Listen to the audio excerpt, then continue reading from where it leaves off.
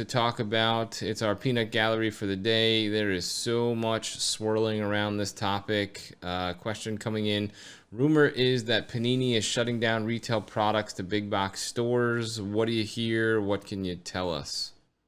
Well, I think Sports Card Advantage had it yesterday, sir. Yes, we did. Yeah, yeah. Listen, Panini put on their blog that they're still got strong working relationships with the retail distributors, and nothing to worry about. Was my takeaway. um I think I'm going to put it at 50-50 that 2022 we see retail product in stores for two reasons. Number one, if if people keep getting held up in Target parking lots at gunpoint, which happened in the last week, if store managers keep getting physically assaulted in Target stores, which has happened in the last few months, I think Panini shuts it down. I mean, Okay, I would say out of stores by 2022. yeah, I Okay, think okay. I think that Panini will literally go to a NBA Top Shot type of queue where it's like we have this many boxes and each person can get one, and we're gonna put it on our site, and you get what you get, and that's it. And I think that if they were gonna do that, that's a strong possibility. God forbid somebody gets injured or killed and it's just a huge PR nightmare for Panini, they're going to pull that shit in a heartbeat. And I think that now that cards in general are getting so much more press as far as the value, we're seeing so much more crime associated with it. There's a video that we posted on Sports Card Advantage. Shout out to Card Porn on Instagram. They posted it. A card store in Tennessee got robbed within the last few days. Guy got $50,000 in cards, and the dude has no security, no gate, no nothing. He just broke the front window, walked in, took a bunch of cases of National Treasures and some other stuff, and walked out, and 50 grand in less than 5 minutes. In a backpack. In it, not even. Dude, this Yeah, guy smaller. literally was bent over with his ass crack hanging out in front of the camera, literally trying to carry the boxes out in like he didn't have a duffel bag, he didn't have shit. He just walked out. There's so much more stuff going on right now with violence around cards or scams. HGA Instagram got hacked. The Prominent Breakers Instagram got hacked. People are holding it for ransom, trying to sell it to other people and collect Bitcoin. So I think people really got to be on their toes. As far as the hobby is concerned, there's a lot more scams. There's a lot more crime. There's a lot more everything going on. So I think it's 50-50.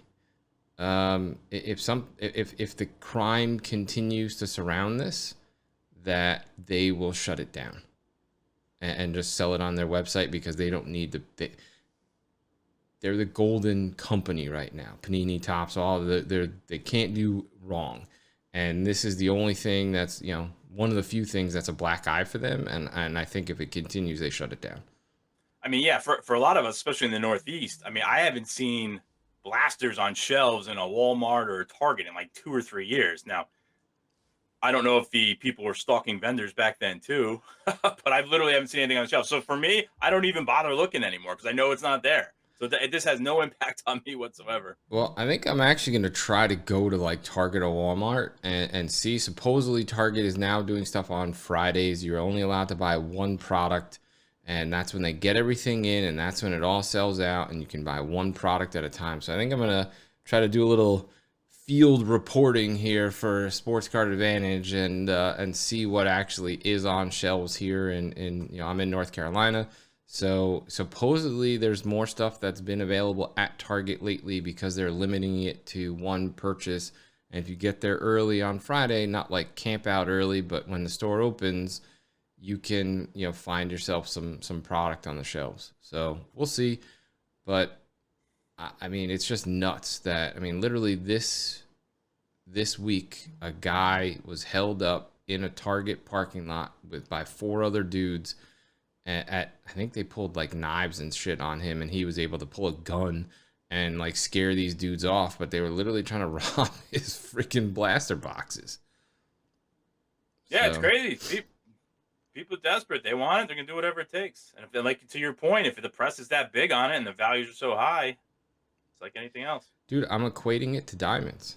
I literally am. A diamond this big, a slab that big, I can carry it in my hand and they could literally be worth the same or more. I mean, $100,000 diamond versus $100,000 slab, it's the same shit, you know. And if it's a raw card that's worth a lot of money, there's no way to track that. There's no way to trace it. Yeah, I mean, slabs are easier to trace. Serial number cards you can find. Yeah, but Diamonds are all, you can't tell them apart. I mean, yeah, you can, but not as easily. but at the same time, somebody robs a slab and goes and sells it privately at a show or whatever else. There's no way you're gonna find that out, figure it out, whatever. And so I'm hoping that the hobby wakes up a little bit and starts to realize that this isn't the 50s, as far as like this is real deal, real money, and you got to wake up and start protecting yourself. What are your suggestion? More security. I mean, dude, if you look at the video of this guy's store getting robbed, it's literally a glass door. That's the only thing that stands between somebody and hundreds of thousands of dollars. Like, you can carry a case of cards that cost $30,000 in your arms and walk it right out the door. Yeah, and be out in less than a minute. Yeah, and there's no way to trace it. Zero. No way. So, that's what I'm saying. It's like, start waking up that this shit is a reality and people are going to try to take opportunities, and sometimes that means they're going to commit crimes. Sad. Yep, it is. But unfortunately, that's where we're at these days.